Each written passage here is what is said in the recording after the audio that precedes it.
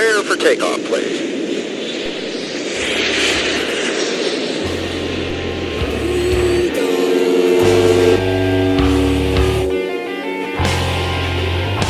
It's the Shipping Pod.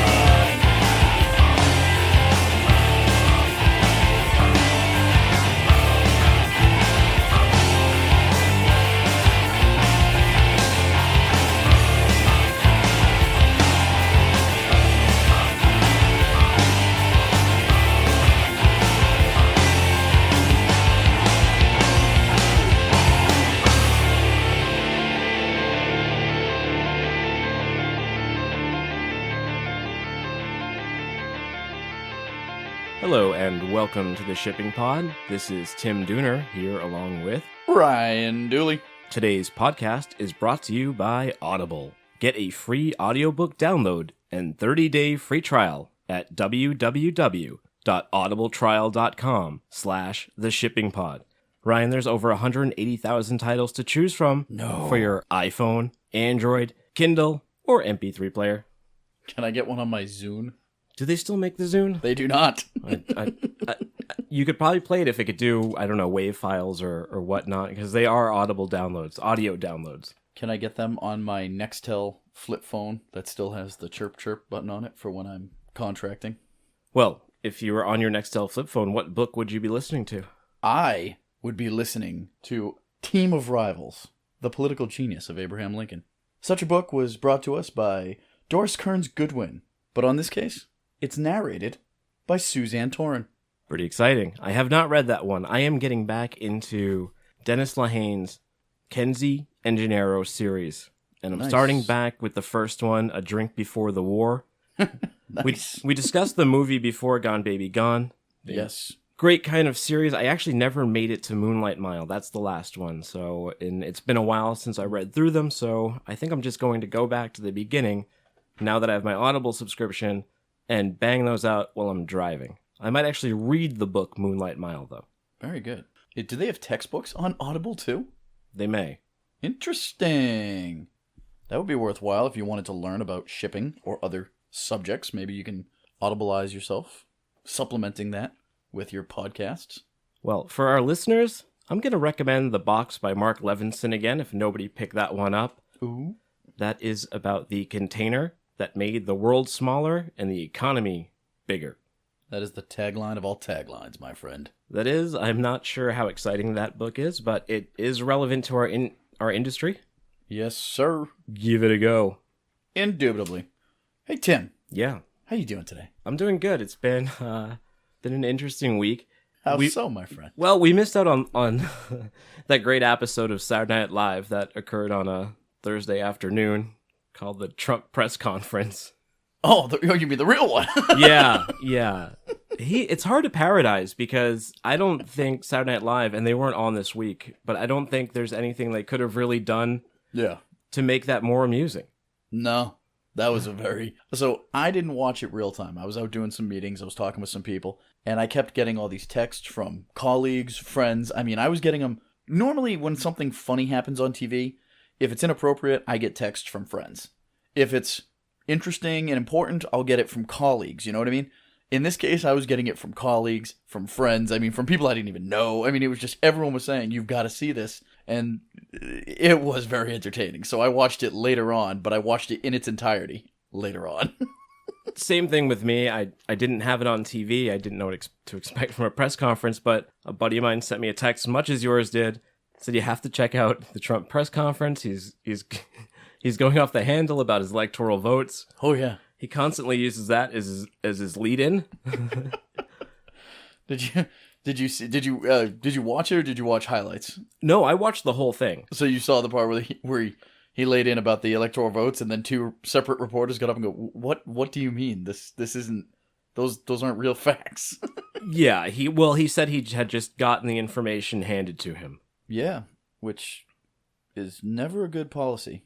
You should definitely, if someone hands you information, you should, it's worthwhile to know. I'm like, is this true or not? I mean, if someone just hands you a piece of information and then you go out on national television, that would be a tough, that's something that's worth asking, being like, are we sure about this? It made me wonder if they put those things on a delay too, because I started getting really nervous about our relations with other people when, for example, there was a Jewish reporter who stood up and he was going to ask Trump a question. He did ask Trump a question, and I was so expecting just something off color to come out of Trump's mouth. It did come a little bit later, when he spoke to the African American reporter, and he asked her if she knew the Black Caucus. See, that was one of the ones that I'm like, it felt off color. It felt a little racist, but when I'm saying it inside my head, I'm like, I felt like he was just trying to be a bit of a smart aleck, not racist. Like it didn't matter. It just so happens that she was an African American reporter. I feel like, I don't know, if just any other of the white guys there stood up and asked the question, I think they probably would have gotten the same response. And that's not to per se let him off the hook that it was not a measure of diplomacy, but you know what? Hey, I liked it. I enjoyed the heck out of it. I thought that was good TV. It's probably the only presidential press conference I've watched twice. Fair point. Yeah, you're probably right. It's probably the only presidential press conference, short of declarations to go to war or something, that must have got 5 or 6 different hours of attention that night alone on CNN. Like when I came back I think I went to the gym later and then grabbed dinner with a friend, and when I came back, it was still on and they were still covering it, and not a repeat of earlier. It was just a different person and they're taking a different stance. It was entertaining stuff. I gotta tell you, people, if you are not following closely with politics, not because you even want to learn, just because it's entertaining. It's the best show on television right now. Yeah. I'm trying to think about what else I did this week. Not too much. I watched a documentary called Finders Keepers on Netflix, and this one I highly recommend. So, back in 2007, a man in South Carolina goes and he buys a storage shed, and when he opens up the storage shed at one of those auctions, because the previous owner hadn't paid for the rental, okay. So he buys a storage shed, he opens it up, and there's a human amputated foot within the smoker. This becomes a beef smoker. Of this. Yeah, it was like I guess it was a viral story in 2007. Yeah. I personally hadn't heard of it until I saw the documentary, but I guess he got a modicum of internet celebrity. It was basically one of those news of the weird. So people were talking about him on a Tuesday and a Wednesday in 2007. He went and he started selling shirts and everything. Well, it turns out the original owner hears about this. He comes back and says, hey, I want my foot back. They end up going on Judge Joe Brown to fight it out. They go on the German Jay Leno show. It is just it's a master class of Americana. It's got combinations of Jerry Springer, judge shows, redneck shows. It's got it all. You can go back. I can show my sons in 15 years and let them know what it was like to live in America simply by showing him Finders Keepers. Hey, everybody wants to know whose foot that is. Everybody does. That's fantastic, man. Anything else? Good. Other than that, anything else this week? I went to Emma's for the first time. Emma's is known for their bar pizza. Yeah.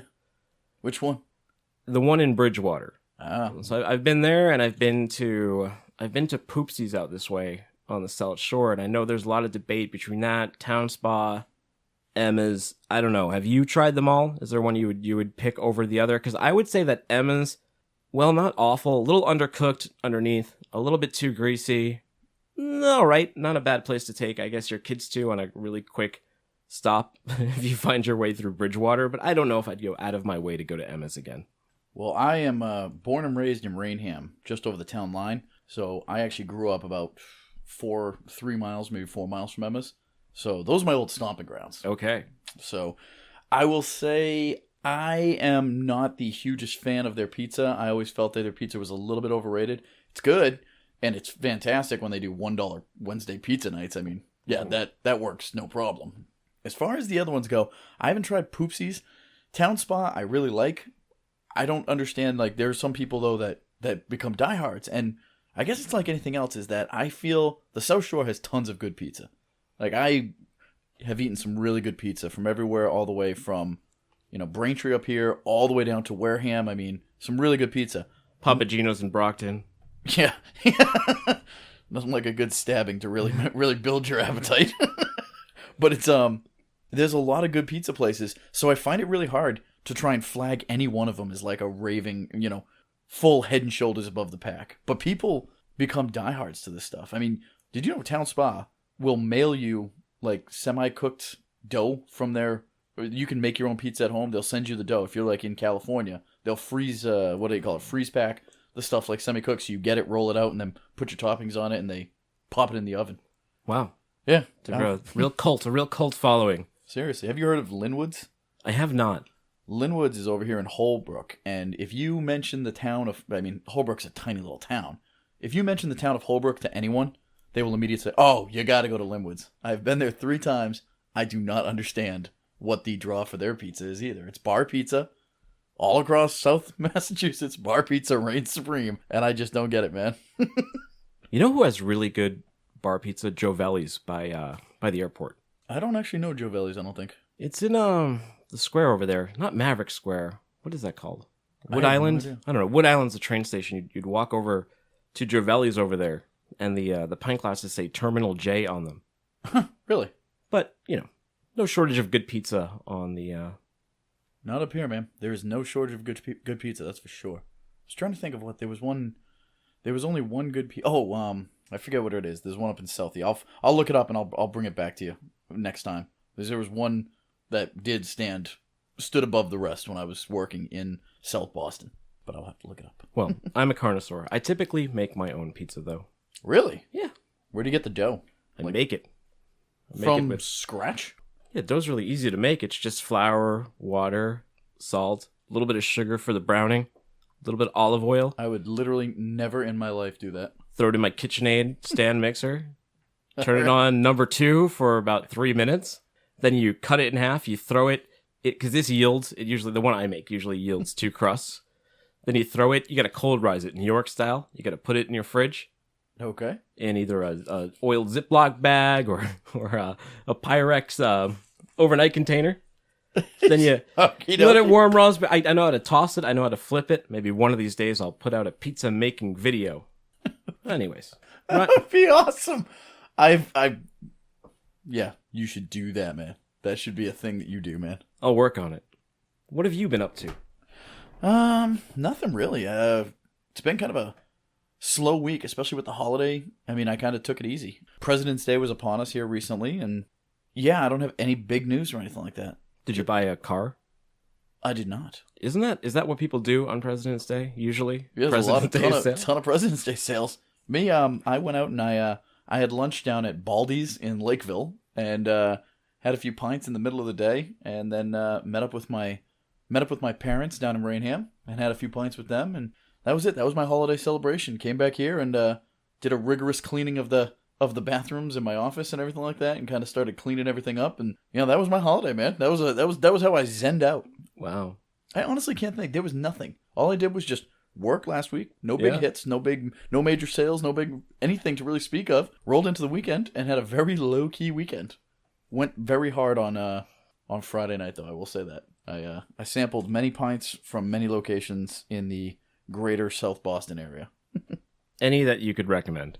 I went to a place called Barrelhouse Z, which is local here in Weymouth. Famous. It's my favorite bar and brewery of the area. They do a bunch of local craft brews and stuff like that. A lot of collaborations with local brewers. And that's the one, yeah, I'll reference that. The rest of them, everyone knows. Junction, Stats, all the rest of these places. So sure. We started in town and worked out. Well, I lived in Southie for 4 years, and I was a big fan of the Junction. Except I didn't know at first that they changed the paint every month, so that threw me for a loop. I was like, wasn't this place just red? I did not know that. Yeah, they repaint it, so it's not your mind playing tricks on you if you go there and you're like, I could have sworn this place was red, but now it's green or blue. Huh. They do that every month. They repaint it. I like the they have the storage area below the bar, so they come in and you'll see someone walk. You'll be sitting at the bar, and if you've had a couple of drinks, all of a sudden somebody walks over and then just disappears below the bar. I'm like, it's one of those things where they lift it up like a little dog shed, like a bulkhead going into the basement or something like that. They lift it up so they can go downstairs right behind the bar. Really freaks you out when you're not paying attention. Like an old-fashioned speakeasy room. Exactly. I like to think that's where the bodies are. Well, we were 2 men who were cooking and cleaning all week, I suppose. Yes, sir. But other things occurred in the world. As we go to the news, we have our Trump date. Trump date! Dateline, Donald Trump. Dun, dun, dun, dun, dun, dun, dun, dun. You know what that administration is up to now, Ryan? They're mulling changes to how the U.S. calculates its trade deficit according to the Wall Street Journal. Yeah.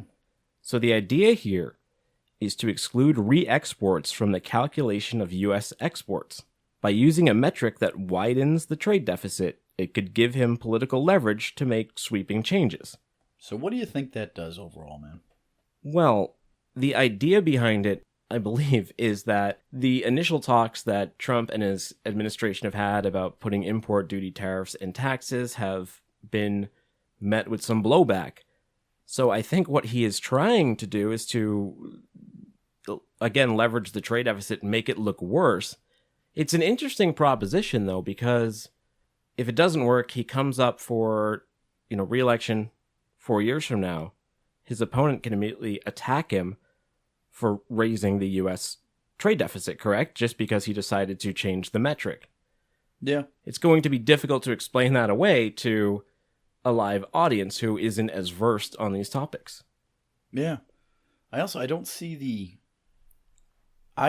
global, not global as in pertaining to the globe, I mean global as in macro.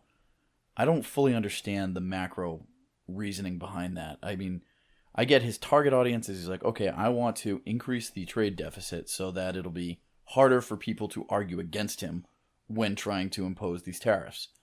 Isn't another way of looking at this is I'm like, well, now you're just, that old adage of figures lie and liars figure. It's like nothing really changed. You're just changing the number. Similar to when he starts throwing out the stuff about the unemployment rates.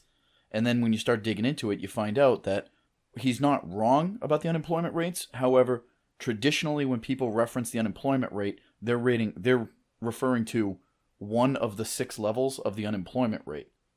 And it's the level that the typical reference is, we're referencing unemployment of people that are not employed but in the pursuit of a job, as opposed to all the people that are not employed, not looking, not employed, disenfranchised, and not looking and unable to look for a job. So when you add all those numbers up, you can get a number like he references of the 47-50% unemployment rate, but it's not traditionally what people reference. Just by walking in and changing the frame of reference does not in any way make anything better or worse. It's just a different frame of reference. It's just, I don't know, I don't understand the driving factors behind it. And this kind of speaks back to some of the stuff that we had talked to in the past, is that my problem isn't necessarily with the platform, it's with the absolute lack of explanation, of detailed explanation as to why is this a good thing. Well, the Commerce Department did compile an initial report for Trump's administration. Mm-hmm. They were against it, explained to them why this wouldn't necessarily work by moving the numbers around and by shifting things, but it just seems like another idea. And as we've learned as we cover trade under Trump, there's been a multitude of tariffs and taxes and bilateral deals talked about, nothing cemented. This seems to just be maybe just another leverage point to go along with the talks that he has had. Well, isn't there also I would think there would also be a concern is that some of these things like he's talking about, these re-exports are, there's an example that I'm aware of through the shipping is that, if you import fully made automobiles, there's tax A. If you import automobile parts, it's less than tax A. It's A minus whatever percent. So what happens sometimes is people will bring a car in with the bumper detached, and they will attach the bumper once it lands. And now it is auto parts that have been assembled, and it can be re-exported. By eliminating the re-export, isn't there some concern that it might actually deter people from even doing the initial import? So not only will the exports drop, but then you might also drop your imports. And if your imports drop in a parallel percentage, then you will have gone a long distance and not actually gone anywhere.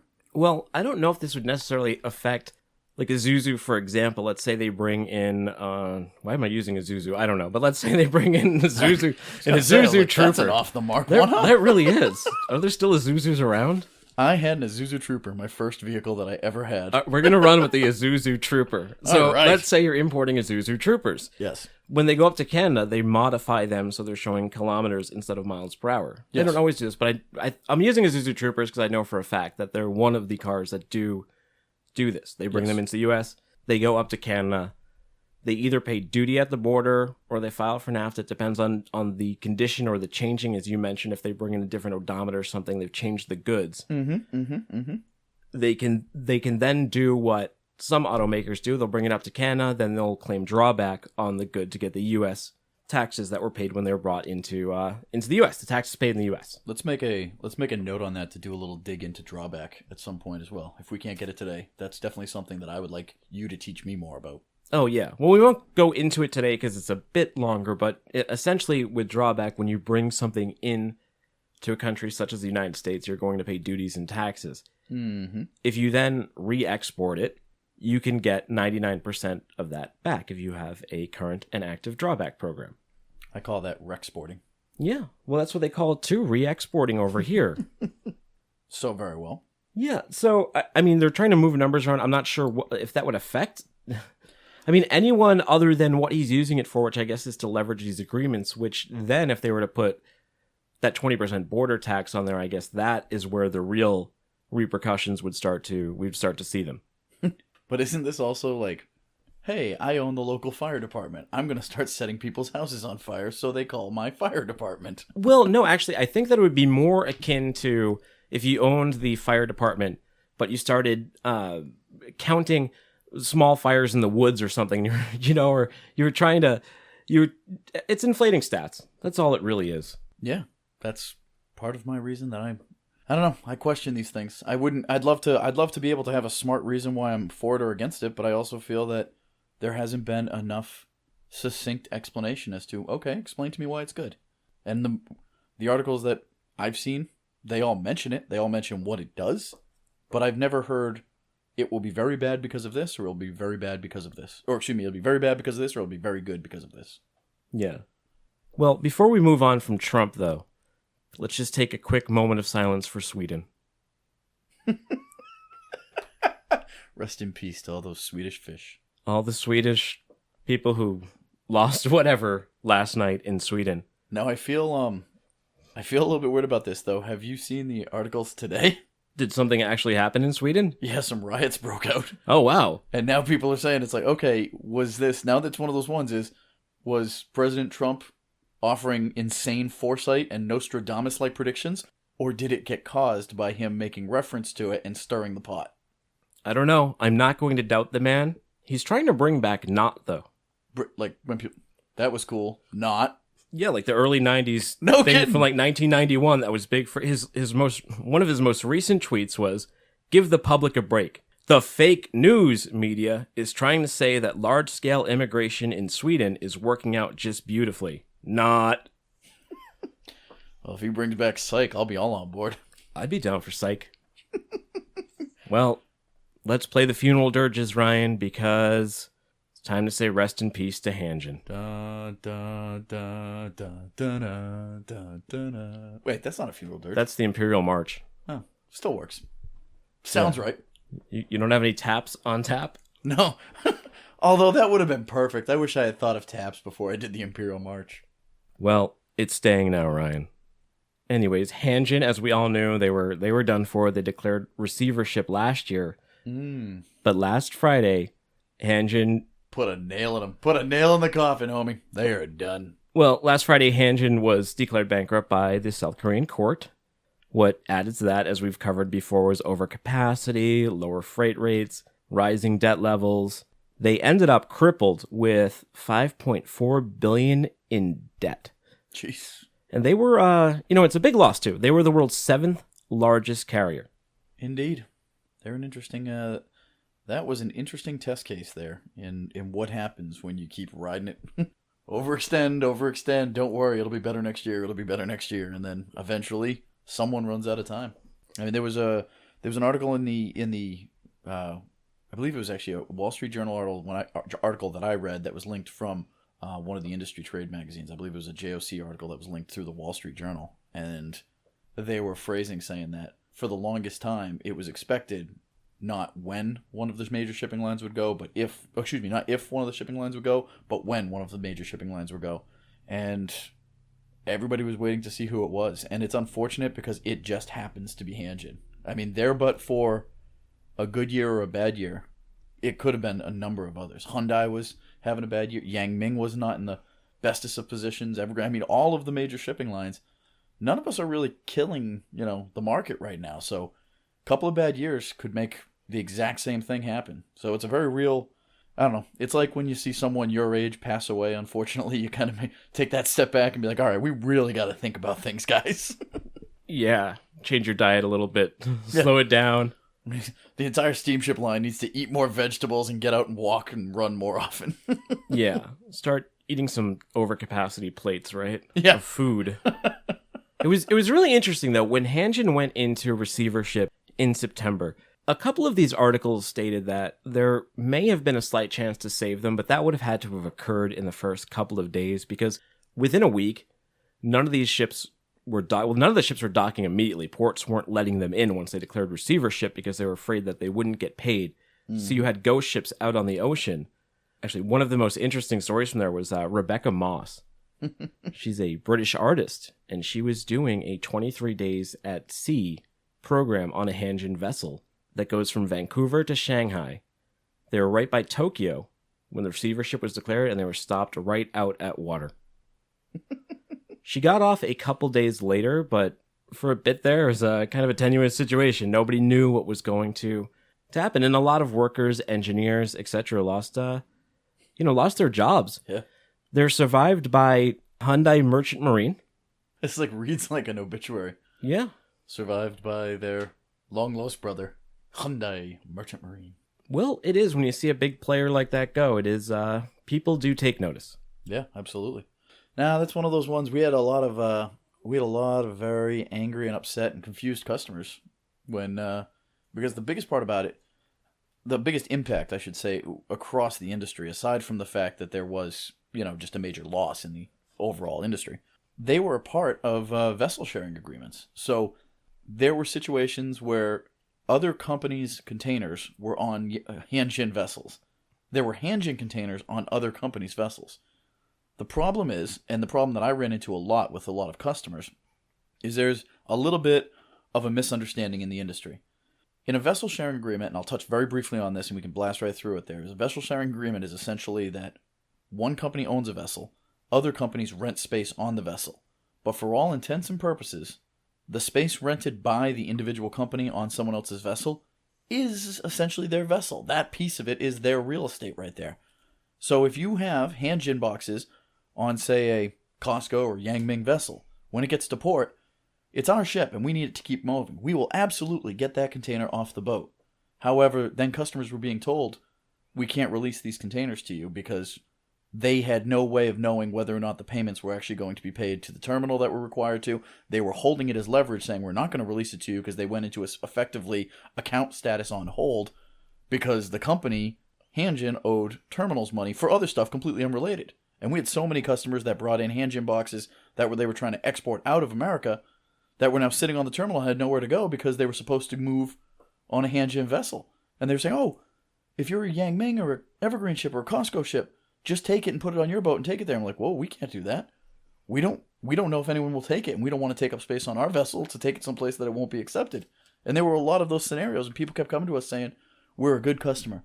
Can't you help us with this? And I had to tell them, the system and the laws are set up specifically so that I can never change anything on another company's bill of lading, contract, or anything. I couldn't do it. Even if I wanted to, I couldn't do it, but we don't want to do it because you don't want to take any liability for it. So there was a massive ripple effect. It was, Hanjin was bad, hurt the customers, hurt the relationships among the different vessel sharing things, and also individual companies that were completely unrelated to them were being impacted that they couldn't move cargo. That's a good point that you bring up, because when the Hanjin vessels go into receivership, as you just mentioned, you've got cargo from a multitude of different lines on there. So we, on the NVO side, we were constantly having to keep up with customers to let them know the status of their freight and educate some of them a little bit on why they couldn't get it. They would say, this is on a NYK bill of lading. This isn't on a Hanjin bill of lading. And it's like, well, they're all the same ships. This is, the Hanjin Geneva. Yeah.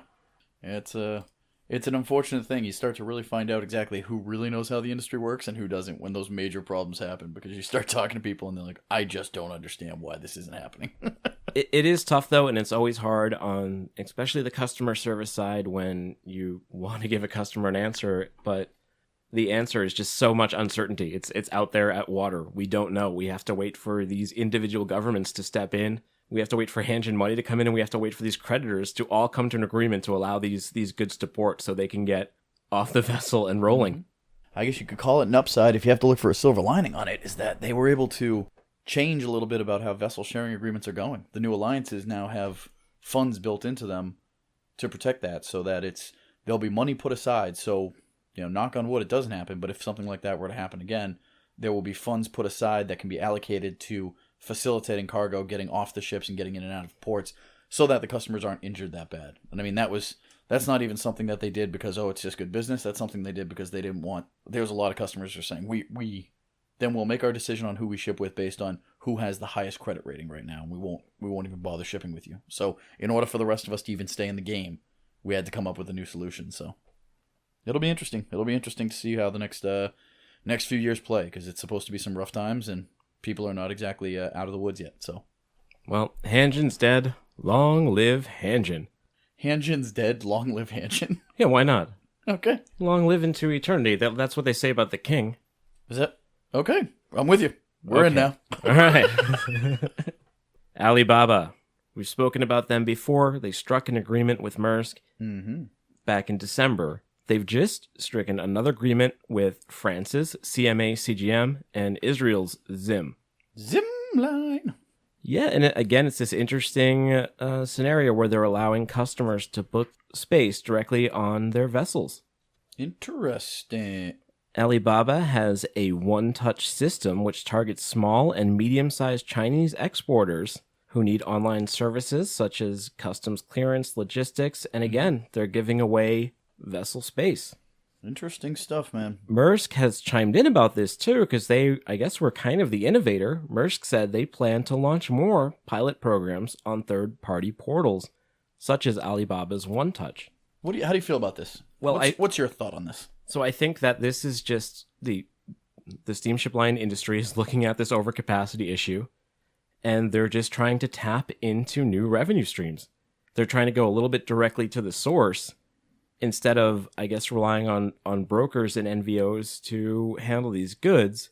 Alibaba has an interest because they're going to so many different destinations, but they can do consolidations to the US. They can start to leverage their freight. Well, I guess I'd have to do a little more research on the Alibaba thing to understand exactly how it works, but it feels weird having that much exposure between the end carrier and the initial shipper. Only because, by and large, people are not exactly well-versed on exactly how, like I just said, there are people in the industry that are very well-versed that don't understand all the facets of shipping, myself included, and it seems weird to push the industry towards being like, okay, Joe whoever is going to now ship something and book some space on one of your vessels. But what I don't understand is that the third-party portal that they're talking about is, Tim wants to ship something from here to China, or I guess flip that, wants to ship something from China to here. You would book your own individual space on a Zim or CMA ship? Well, so what happens on the One Touch portal, I believe, is that Alibaba has already gone to these vessels and secured space, so they have a fraction of space on the vessel. So then Alibaba can make that live within their One Touch system. They can just start selling space, filling up LCLs, filling up consolidations. But to go back to your question, if I think this is necessarily a good or bad thing, if I was in the United States or if I was someone importing goods from Alibaba, I don't think I would use this One Touch system as my broker. Maybe if I was doing a one-off, but if I was actually establishing a supply chain and a program where record keeping and regulatory compliance is of utmost importance, I wouldn't be using this system. This seems like the kind of thing that could get quite a few people in trouble because they go, oh, it's easy. I go in the One Touch system. Yeah. It ends up showing up at their door, but they when customs comes knocking with an audit, they're not going to be prepared. Yeah. In my previous lifetime, it was pretty regular for us to get a phone call from somebody who wanted to essentially build the next Amazon for some random country. I remember one in particular. There was I forget if it was Poland or Norway, but it was one of the Scandinavian countries, and they wanted to have because there's some taxes that are applied to U.S. goods that go in there, specifically clothing, and it becomes exceedingly expensive. But it's much, much cheaper. So people will take vacations to the U.S., buy all of their clothes, pack them up, and go home. And it's cheaper for them to fly to the U.S., do all of their shopping for the year, and fly home. These guys were trying to come up with a way to do that. they had a great business model and they had a great idea, with the exception is that they left out the massive, essentially like, smuggling that they were doing by not declaring this goods as exports into the country. And we were able to catch it and advise them against it. And, obviously it never came to fruition with us, but that person's going to continue to look for another option. If they find someone who's slightly less versed in this, they could easily end up accidentally falling into a smuggling ring. And you get red flagged like that, that can be the end of your business. If you're a third party, if you're an MVO or of any kind that gets red flagged by the CBP as being a problem child, that can significantly injure your business. Yeah, I mean, well, for Alibaba, what I've seen in the U.S. it being used for on a sales level, or people are going over there and there's like these things called magic rings, or these wooden rings essentially that are sold on Etsy. They look kind of artsy, but they're really cheaply and quickly made in Chinese factories, and people sell them on Etsy for like $35 is these handcrafted magic rings, but they really cost, $1 or perhaps less I wish I had a magic ring. Out of Alibaba. But I think these are the kind of shops too where, I guess if customs comes in or what, they could be closed down overnight. I gotta tell you though, if customs gets involved, they're gonna find somebody. Someone's gonna get in trouble for that. And that's where I see there's gonna be some weird problems. They're gonna start having issues if those kind of scenarios start popping up. And I say them being the steamship line or whoever is actually holding the goods. People are going to have phone calls from angry government agencies. Sure, and brokers and 3PLs exist for a reason. They're to advise you on these situations, to put a buffer in front of you between China and the United States, and to give you someone to lean on. Yeah. I'll also have to do some research this week. Plan on hearing about this again next week, because I want to do some research and find out how it is that a third party is buying less than TEU level space directly on a ship. I'd like to understand how that works. I don't know. I have never been into the one-touch system that they reference here. Well, you'll hear from Ryan Dooley next week, sir, on this. Yeah, let's order some of those magic rings. Maybe we can put our logo on them and we can start selling them off. We better do it before they get rid of the re-exporting thing. That way, all right? That way we can buy them, bring them in, stamp them, and get them out to other countries and still be considered part of the GDP. Oh, wow. You're looking big. You're thinking we're going worldwide with macro level, man. Wow. I was just thinking local, but you were thinking global. Hey, think global, act local. And you know what? These would be coming to the East Coast, which brings us to our next story. Asian imports are dripping away. Dripping Asian imports. From the West Coast. Well, I believe that they use dripping here. They did. You are right. Well, they used it because it's basically been going down at about a rate of 1% per year. So since 2005, it's gone down 12%. It's 2017, so that's 12 right there. Mm-hmm. Drip, drip, drip. Asian imports. Well, it used to be up in the 80s. Now 67% of Asian imports are going into the West Coast. 30% to the East Coast.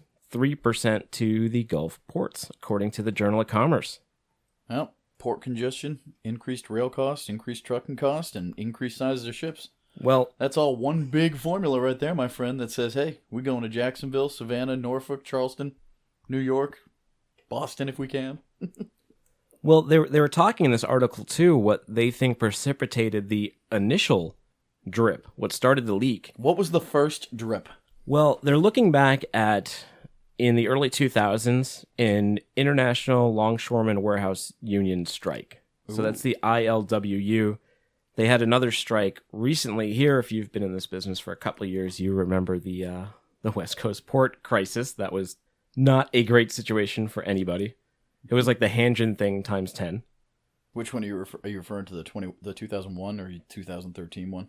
2000. The one that happened a couple of years ago. Not 2000. I wasn't keeping an eye to this stuff in 2001. I was. You know where I was? I don't know. Where were you? Where were you in September of 2001? I was actually I was on the West Coast, but I was working for an independent record label. Nice. You over there, the new P. Diddy? Well, yeah. No, it would actually, we did a lot of punk reissues and goth reissues. It's very like niche marketed indie type of records. Nice. Okay. You know where I was? I don't know. I was on a Maersk ship that was at anchor, being held out, that could not enter the port of Long Beach. How long were you on the ship for? How long was I on the ship for, or how long were we stuck out there? Whichever you feel like sharing.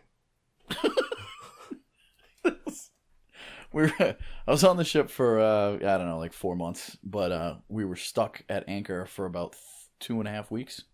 Maybe only 2 weeks. Maybe it might have been closer to 2 weeks on that one.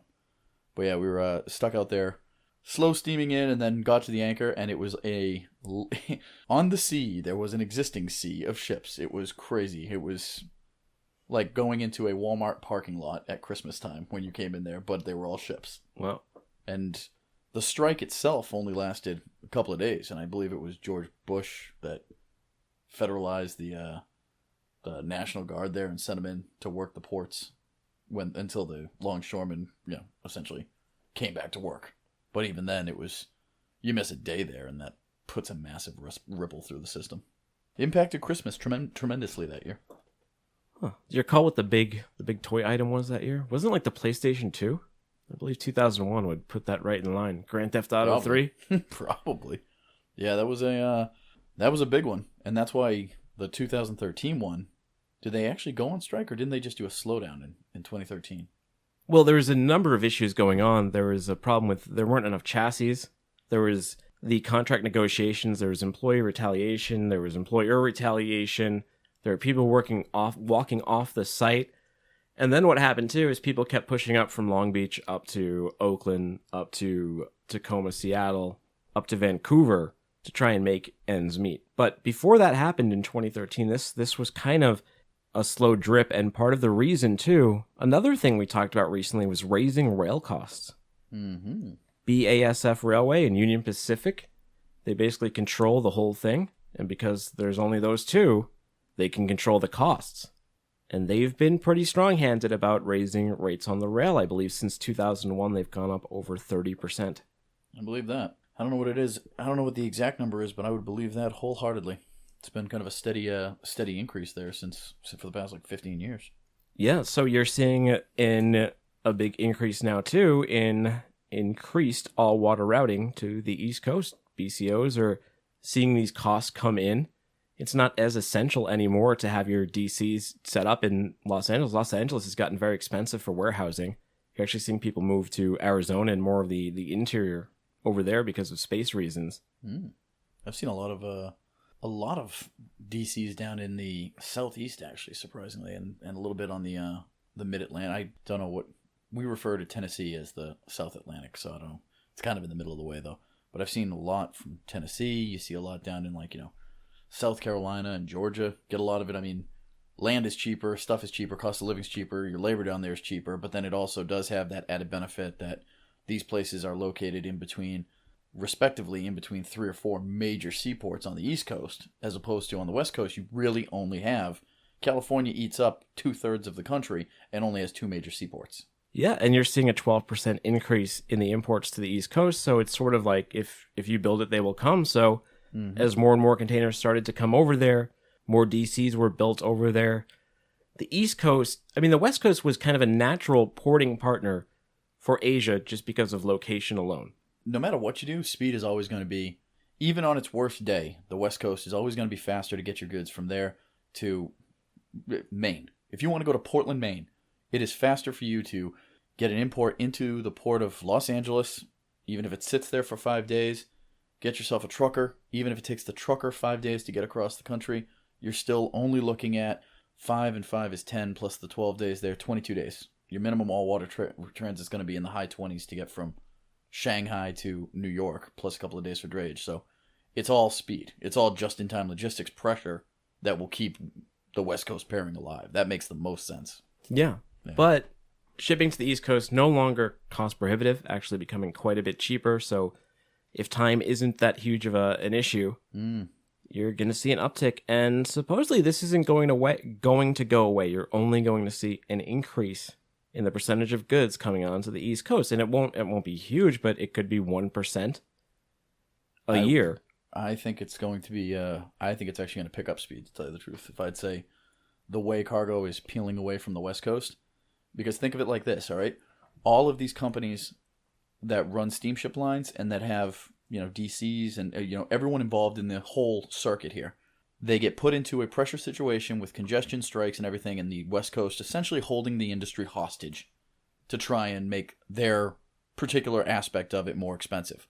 Pushes everyone to the point where in order for them to be successful, they have to start accommodating to the East Coast. Now add into the fact that one of the steps that they took for that was we're going to build and put capital outlay into the form of DCs, manufacturing facilities on the East Coast. We're also going to build larger ships so we can lower our unit cost per container. They've gone so far as to actually do major capital investments. They have to increase flow to the East Coast, which has to be pulled off of the West Coast. So in all honesty, it's been a drip, drip, drip. It's going to make more sense for them to ramp up that and utilize the East Coast more than the West Coast because, frankly, there's so many different companies on the East Coast that are looking for business and a little bit starved for business right now. People are looking for any way to make it cheaper. It's cheaper right now for someone to, in my particular case, I've seen it, it's cheaper right now for some people to bring their goods into Savannah and then truck them back across to Texas than it is to come into Los Angeles and go to Texas. Especially if it's something that you have 20-footers that the rail is causing a problem with because they can't find accurate mating to put two 20s on a 40-foot length. I mean, I know that's kind of that's a big mouthful to spit at someone, but the bottom line of it is the West Coast pushed people to a point where they had to use the East Coast. Now all indications say that the East Coast is going to ramp up a lot. Well, that brings us to our next one, because right now the ILA is in early negotiations for the new contract that is... Well, the old contract is up September 30th, 2018. So they don't want a repeat of what happened over in the West Coast with the ILWU. Mm-hmm. They want to get this thing ironed out. They're working on it as we speak with the U.S. Maritime Alliance, but there's a big sticking point here. Port automation. That's always the sticking point, isn't it? Well, the unions are obviously against this because the more you automate, the less jobs there are for those guys. Okay. Well, there was an incident last month in South Carolina, the port of Charleston. Mm-hmm. Union members forced drivers at one of the terminals there to stop for visual inspections of chassis instead of the faster method of the video inspections through an automated gate system. Proving once and for all that automation improves the business line. Sure. I mean... I don't know. I don't understand these tactics. I don't. I've seen them now going on 16 years now watching the unions take these tactics, and I just don't understand how it argues their point. Demanding protection of their job while demonstrating that if you don't do what they say, they'll make it worse for you by forcing you to use them and do it slower. Yeah, I mean, and that's what they did. They caused a humongous backup over at the port of Charleston. By and if you show them the stats, working slowly. Exactly, by literally working slowly and fighting the machines. The argument against automation is that it eliminates jobs. The argument for automation is it eliminates jobs that can be done faster. And their demonstration is to work slower. It just does not make sense to me. They have to be running a little bit scared because the things that they're looking to automate at the ports are starting to come to fruition. I mean, it's not just there. You're seeing it within distribution centers, within factories as well. A lot of this stuff can be handled with just computers, using the Internet of Things, talking to one another to fulfill these tasks. And you don't necessarily need to pay one union worker to get coffee, another union worker to look at the seal number on a container, and another union worker to watch him and make sure he did it. Mm-hmm. I don't know. I don't really have too much more to say on the union piece except to say arguing against automation is a losing battle. It'll happen eventually, and it's hanging on to a dying form of industry. Now, one of the things that's worthwhile for them to consider is that many times in my experience, and if you recall, I was formerly an operations manager, physically running a terminal, dealing directly with the union members. And one of the major pushbacks they had about operations was they didn't want to, about automation wasn't even about losing the number of the headcount that they were going to lose. They didn't want to learn how to use the computers and the scanners and the IR and the infrared stuff. I mean, they didn't want to learn how to do it because they had done it by hand for so long. So even when you're looking at an individual who wasn't going to lose his job, it was going to be changed, they were against that. And frankly, I don't understand how anyone can reasonably come to the table being like, that's going to be our argument. We just don't want to do it, but we also want a pay increase for not doing it. Well, it would be like if you're in Shaw's and you go up to the self-checkout, but you can't check it out yourself because grocery store workers have positioned themselves in front of the self-checkout and are forcing you to hand them all of your groceries so they can scan them and bag them for you. Yeah. Because they're getting... I mean, it's the same thing. That's the same exact thing that they're trying to do here. Yeah. It's just... I understand the concept of the union started out with a brilliant concept, a very noble purpose of trying to protect the individual from exploitation from an organization. However, nowadays, with all the laws that we have for OSHA and fair hiring practices and, wrongful termination and everything, there's so much stuff in place for it. The union occupation is not necessarily 100% necessary in all fields. And the real unfortunate part is that some unions are very well trained and they handle themselves and conduct themselves very reasonably. And some unions have essentially turned it into legalized extortion.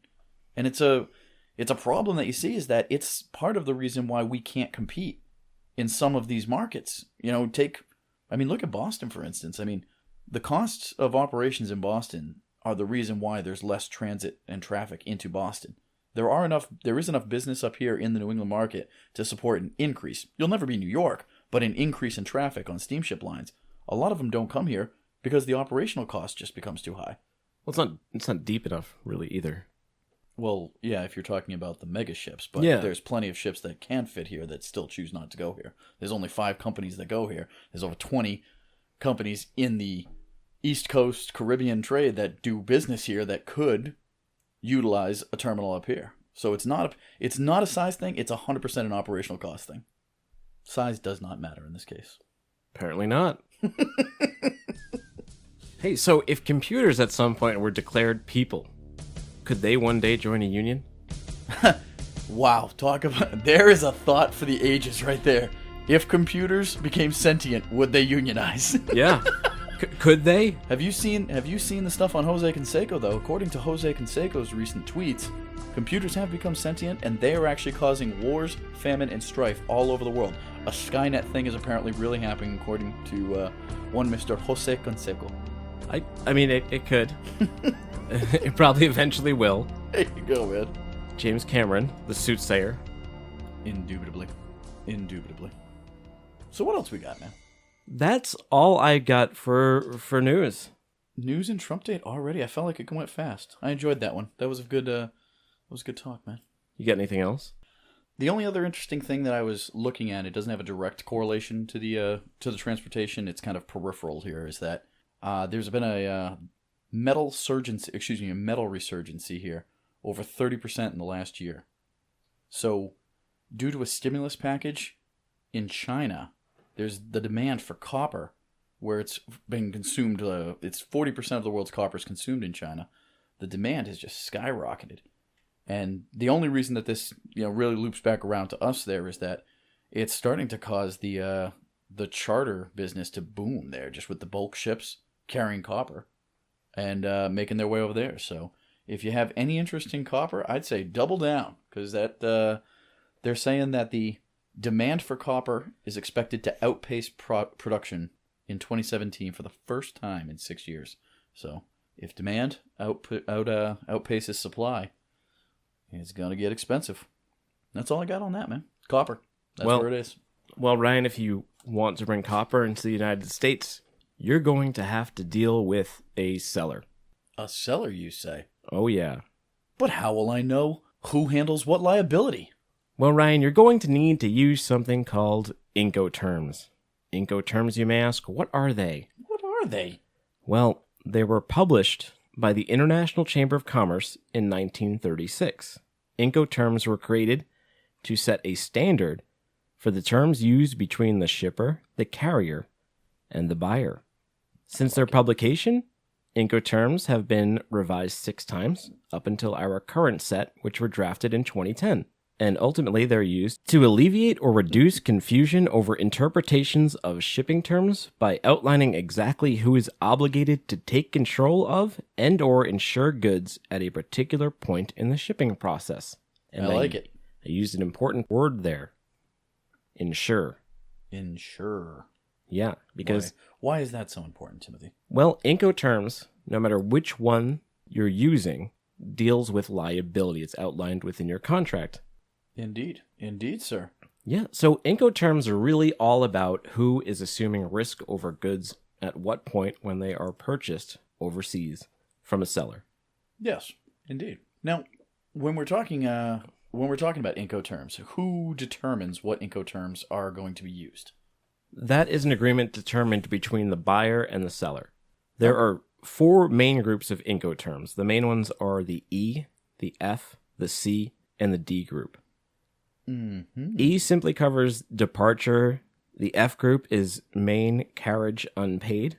The C group is main carriage paid. And the D group stands for arrival. There's a wide spectrum of them. The first one being X works. All that means is that you are buying the goods from overseas from the seller, and you are in charge of everything from then on. They will pack them for you, but you have to pick them up. You have to bring them to the terminal. You're doing everything. Yeah, you're you're getting them overseas. You're getting them to land. You're dealing with customs on both ends. You're dealing with delivery on all ends. It's all up to you. The exact opposite of that is DDP. That's when you buy the goods from the seller at one price. Mm-hmm. They handle all of those things that we just mentioned that you would have had to otherwise handle during X Works.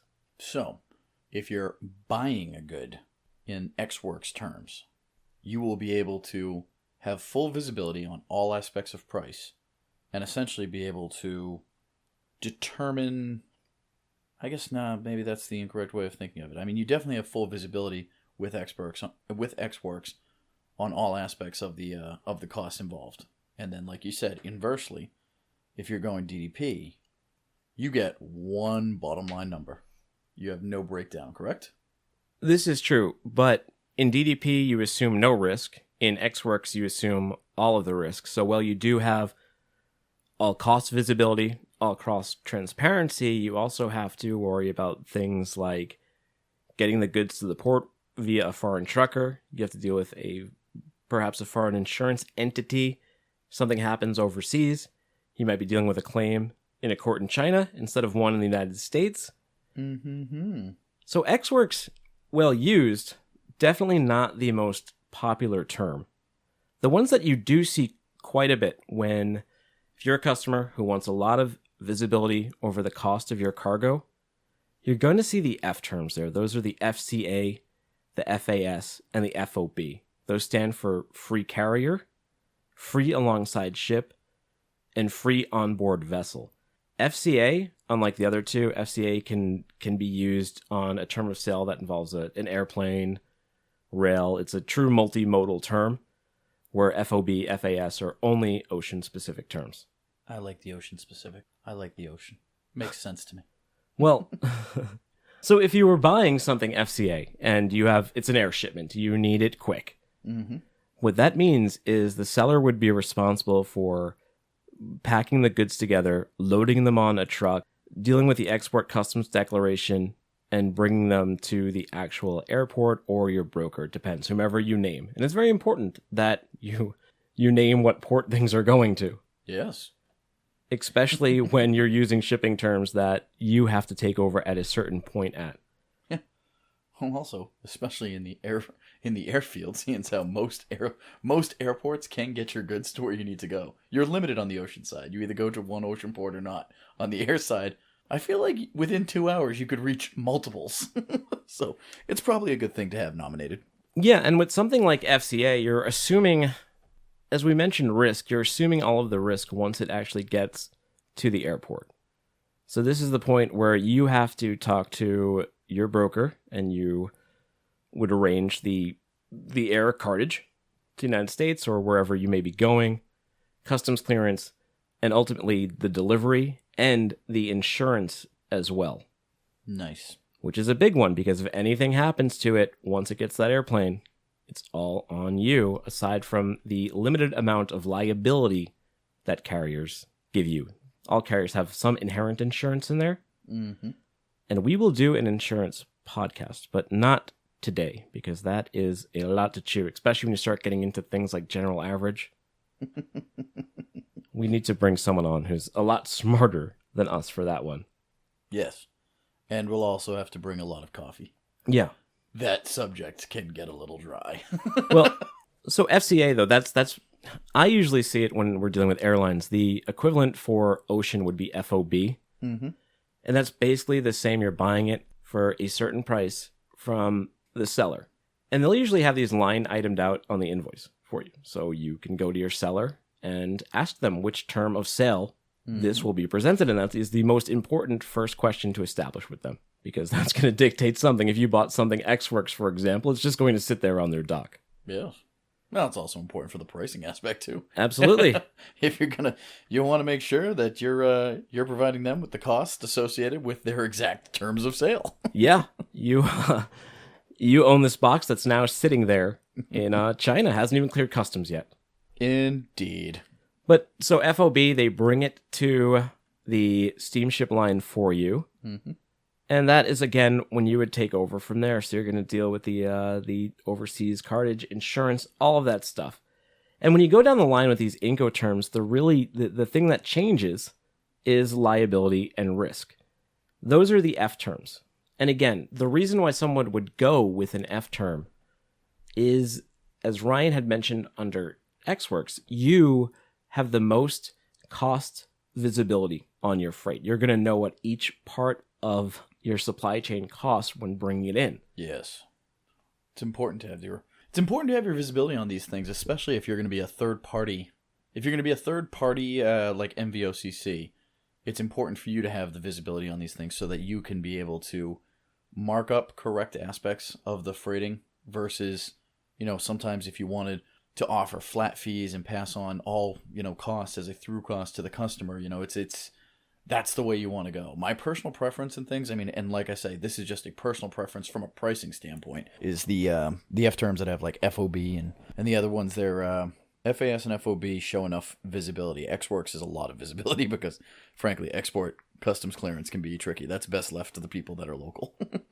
Yeah, and that's why you'll usually see FOB and the FCA as extremely popular terms when you're dealing with real BCOs, you're dealing with bigger companies, or you're dealing with anyone who usually has a logistics department and knows what they're doing. They know their way around an invoice.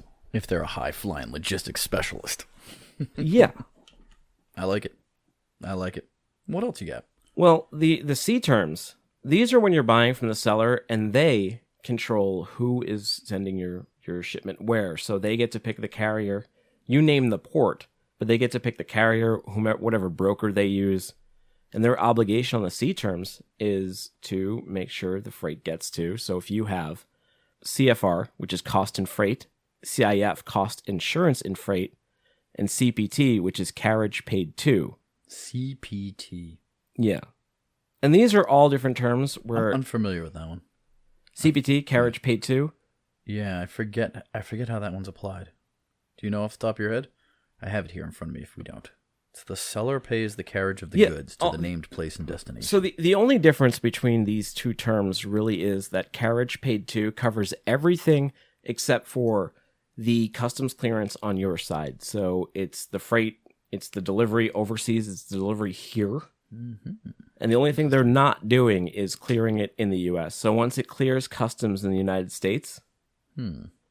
Interesting. I'm not familiar. I don't see that one very often.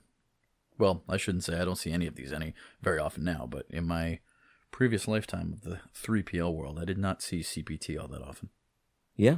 The more common one that I had was the CIF. That was the more common one that I came across. Sure, and that's cost, insurance, and freight. The only difference between those two, as we mentioned, is there is no delivery with the CIF. The problem with CIF, in my opinion, though, is when you buy CIF, the seller is only required to get the bare minimum of insurance. Okay, wait, say it again? The seller? Yeah. Oh, okay, yeah. They're only required to get the bare minimum insurance to cover your goods. Yeah, we used to have a lot of discussion, especially with some of the more valuable products there. We used to have to prove what levels of insurance that we carried as a 3PL in my previous lifetime. And so, that's a fair question to ask, and I guess it's a pretty salient point to actually bring up in terms of Incoterms is, just because these things list, CIF, cost, insurance, and freight, that doesn't necessarily mean that the insurance is going to equal what you want out of it as a buyer. So going back to your point, if the sell, it's a worthwhile conversation to have beyond what the terms are. You can still dictate what levels of insurance you're comfortable with. We had customers come in and say, "Yeah, we'll do it, but you're going to have to increase your levels of insurance on this." So, I mean, it's all a movable. They're all movable items within each other. Yeah, sure. And the insurance, you want to mitigate risk and you want to make yourself whole again. And again, just by the term alone, though, unless you arrange otherwise, they are going to get you the bare minimum of coverage. Yeah, which frankly, in a lot of times goes. I know we used to do it all the time. Is that it goes to whatever the standard insurance is when being carried by the, if it was a trucking aspect of it, it was the standard insurance provided by the trucker, and the standard insurance provided by the bill of lading, rules and regulations. So you are correct there, sir. That makes perfect sense. I'd never thought of it in terms like that about the bare minimum, but now that you mention it, I'm like, yeah, you're right. That is one way of doing it. Yeah, that is one way of saying that. And if you really, you want no fuss but no real control either, you have the D terms, which are your delivered terms. DAT, Just get it here. Those terms. DAT, DAP, and DDP. Deliver at terminal, deliver at place, and deliver duty paid. Correct. Boom! And I'm those, not looking at those. That was from recollection. those are some of the, all these kind of make sense, but they're a little vague, and I know people get very tripped up by Incoterms, especially when you make them have to think backwards on exports. But the only difference between these three is delivered at terminal is as it sounds. It's delivered straight to the terminal of destination. So they're going to get you to the port on that one. But what they're not going to do is they're not going to pay your insurance on that one. They're not going to pay your import customs clearance, and they're not going to pay your import taxes. You have delivered at place. That's the DAP. The difference there with the DAP is they are going to pay your insurance, but it's that bare minimum insurance again. Now, is that... So my understanding of that is that in the D terms here, in DAT, DAP, and DDP, is it could go either way. It has to be established beforehand, but it could go. It's not built in either way. Meaning it's not... Like in the previous one, CIF, that insurance liability falls on the seller. For the DAT, DAP, DDP, it could go seller or buyer. It just has to be established prior to. No. Huh. No, the risk, like on DDP, for example, there's zero risk. Well then, I will tell you this. Wikipedia is incorrect then. Why would you use Wikipedia for looking up Incoterms? I wanted to cross-check it. Oh. So, DAT, DAP, DDP. Again, those are your delivered terms. Would you like to mention the ones that were deleted? No, Such no, as not really. Delivered ex quay. Delivered ex quay. And delivered at frontier, when there's no terminal and it just gets dropped in the woods. Frontier style. That's what I like. So, you have your E, your F, your C, and your D terms. As we mentioned, agreement between the buyer and the seller. Do you have a particular favorite Incoterm? I like DDP. You like DDP? Diamond Dallas Page. Yeah. Delivered duty paid. It's everything you need right there. He is going into the WWE Hall of Fame this year. Well, he's going into the Hall of Fame this year, and you know what? Delivered duty paid. He's going into the Hall of Fame of Incoterms in my book. Bang! Everyone's going into the Hall of Fame simultaneously. Well, as someone who sells freight on the import side, you generally don't like these prepaid terms because something like DDP or the C terms mean that as a broker, all you really need to deal with for your client is the customs clearance and the delivery on the state side, if even. Well, DDP, you're not doing anything, so you don't even need a broker. You're letting your seller do all this stuff for you. But God knows who that guy in China is going to use, right? What broker's he going to pick? He's going to pick the cheapest chop shop there is, I bet. These are correct things you're saying. Yeah. That's why I enjoy the DDP, because it's got that just get it here feel to it. But yeah, you're right. Sure. It does absolve you, though, of much responsibility. Well, the reason why you might not want to use DDP or CPT is if you're using something like FOB, you can leverage your own freight. You could go to, if you're big enough, you could go to a steamship line, act as a BCO and say, hey, Ryan, I do 400 TEUs a year. What rate are you going to give me? And you could additionally go to a customs broker and say, hey, I have 400 entries a year. what entry rate are you going to give me? What programs are you going to do? What kind of visibility can you give me of my cargo? What kind of risk can you mitigate? What can you do for my supply chain? You're right. It's true. It's one of those things, the more freight you have, the more freight visibility, the more visibility that you have with the steamship lines, increased buying power. I mean, yeah, it does have its added bonuses. So it's I guess it's a trade-off as to what you want to do. If you have an established customer and an established, origin seller that you feel comfortable with, makes perfect sense. Just say, well, then we'll go DDP, leave it all to you, and I'll just mark it up when it gets here to my guy.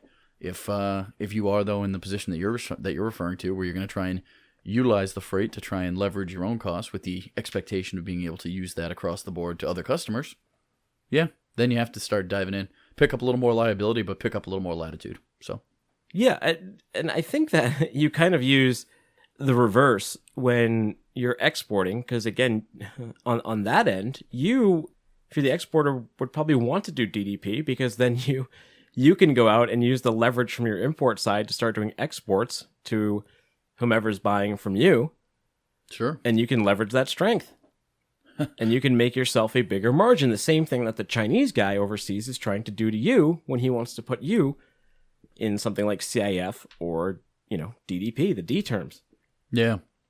I'd say the only counter to that, or the only kind of like exception to that you're 100% right, but the only exception to that rule would be if you don't have your own office overseas, because then when you start dealing with other offices, you'd much rather leave the responsibility of coordinating with the destination location. You would rather leave that to the buyer to let them deal with it. If you're shipping to China, have local Chinese people deal with the local terminal Chinese, insurance and customs regulations.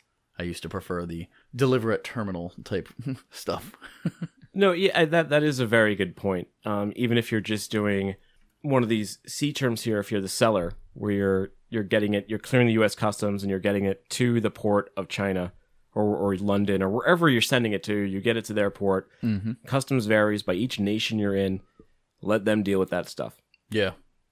It's always better to have, whenever possible. It's important to trust the people, because you don't want to just leave it to Joe Nobody on the docks. But if you have a good relationship with people, it's an important aspect to have locals deal with locals. If for no other reason, they're more likely to be better versed in what's going on there.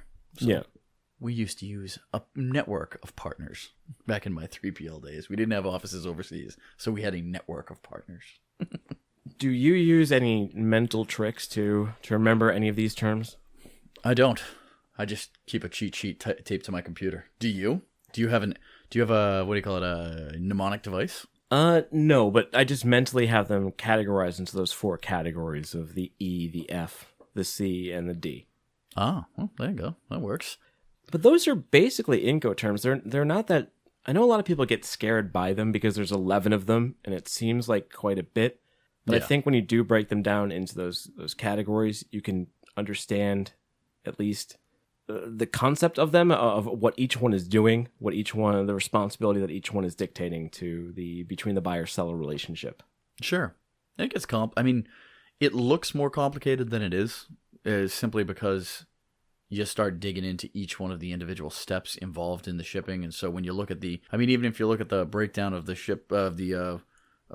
shipping terms, you have 11 terms, and then there's about 10 steps across the board. So, it looks like a pretty daunting task to try and understand all of them. But if you just take it step by step and you really look at it from terms of, increasing liability versus increasing visibility, it makes a lot of sense. A couple of times through it. First time out.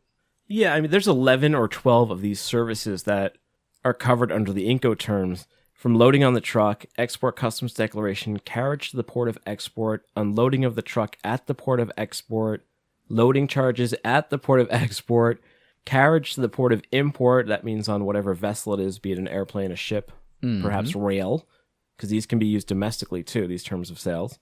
The unloading charge to the port of import, loading on truck to port of import, carriage to place of destination, insurance, import customs clearance, import taxes. So all of those things are conditions you have to be mindful of when importing or exporting your goods and buying them. Yes. Well, that's some good Incoterm talking, sir. Yeah, not much more to say about them. It's just a matter of get some knowledge behind them. Look at the cheat sheet if you need them, like Ryan does. Tape it on your wall, and when you're talking turkey with with Hong Kong or China or London or whomever you may be buying to, make sure, because it has to be on your invoice too. By law, it has to be on your invoice, your commercial invoice. Make sure the terms of the deal are stipulated so it doesn't cause delays with your freight. And there is no confusion. There you have it. Talking turkey with China. Talking turkey. Do they eat turkey in China? Actually, you know what's huge in China? Chicken. Kentucky Fried Chicken. Really? Is the most popular American. Booming over there? It really is. I was just watching a show, and they have like things like dragon rolls and different types of Really? meals that are sort of specific to the Chinese market. I would eat that here. Like a dragon roll? I would eat a dragon roll. It looked pretty. I believe it was like fried chicken with like wasabi sauce or something on it. I know it's Japanese, but sounds delightful. it was some sort of Szechuan sauce. Looked good. I would dig into it. There you go, my friend. Well, what else we got, man? Beyond the Incoterms, what do we have to say to the world if shipping today? Not much else. You know, I've been fighting a cold, and speaking of which, as I just start hacking a lung up, that wasn't even me. That was contagious. I have one of those little kid colds that kids bring home from daycare, and it's been living in me in many forms for like the past 3 or 4 months. But it's manifested itself now into a bit of a lingering chest cold. Oh. And I took some Sudafed before I came here, and it was a little daring because I looked at the package before I swallowed it. Sudafed PM?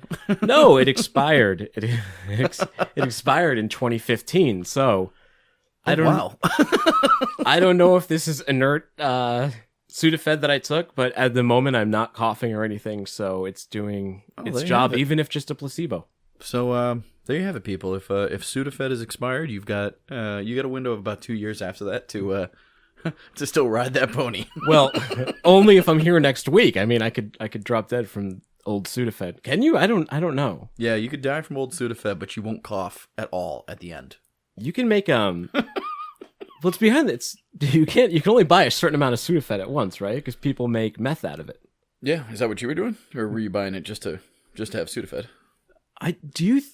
If I was a meth cook, how would I have expired Sudafed? I feel like those guys would go through so much. They would have the freshest Sudafed around. Maybe you changed lanes. Maybe you got halfway through making your meth and you decided you're like, know what? I'm gonna go back to shipping. I don't know what you do. Or you just have so much Sudafed lying around that it gets tossed behind the fridge and behind the oven, and then you come across it a few years later. Exactly. That might happen. That's exactly what happened. That's what I like to think. In the hustle and bustle of your booming meth business, you misplaced a piece of Sudafed. What I think really happened though is my wife. Sudafed I believe it's a drug that you can take while you're pregnant.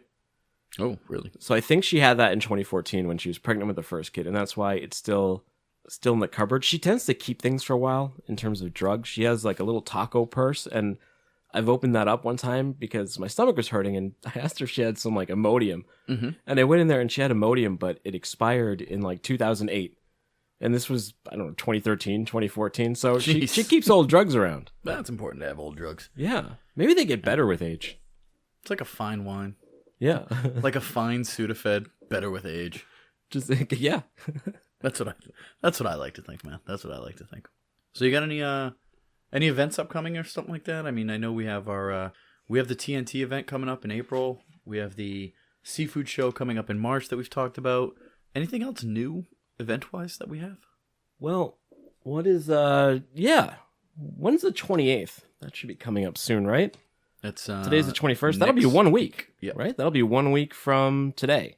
Mm-hmm. So 1 week from today, the 23rd annual International Business Forum and Networking event.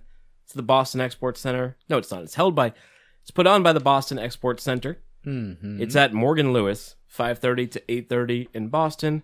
As Ryan mentioned, 411, 21st annual TNT, Newport, Rhode Island. It's a 3-day event. Pack a bag, pack a lunch. Don't pack a lunch. They'll feed you there. You don't need to pack a lunch. They will feed you. Yeah. They will feed you. Or you could always go and find that burger place that we couldn't find. Yeah. The hidden burger place. It's like a mystical land where you can't go there unless you've already been there. It's a very Never Never Land type thing. Second star on the right, straight on till morning. I don't know, Ryan. Should I take us out? Take us out, man. I know, we did a lot of news. We did Incoterms. That's been enough for today. I feel like we've been wandering in the desert now. So take me home, Tim. Take me home. For Ryan Dooley, this is Tim Dooner saying so long from the shipping pod.